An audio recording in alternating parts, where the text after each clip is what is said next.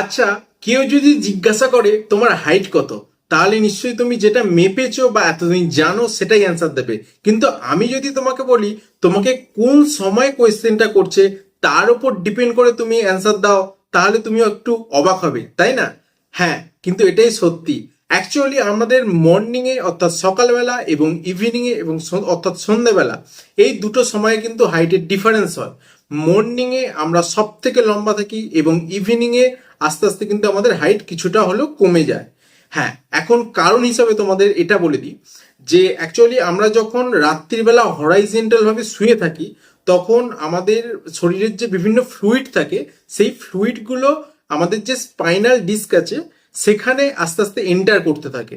এর ফলে আমাদের হাইট কিছুটা হলেও মর্নিংয়ে বেড়ে যায়, সেটা প্রায় 1 থেকে মধ্যে, অর্থাৎ half inch on an average. এবং যখন আমরা মর্নিং হয় সেই মর্নিং এর সময় আমরা দাঁড়িয়ে থাকি, বিভিন্ন কাজকর্ম করি, গ্র্যাভিটি কাজ করে, ব্লাড সার্কুলেশন কাজ করে।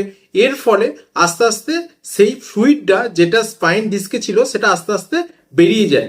এর ফলে ইভিনিং এর দিকে বা নাইটের দিকে আমাদের হাইট কিছুটা হলো কমে যায়। সুতরাং এখন থেকে কি অ্যান্সার দেবে তুমি ঠিক করে নাও।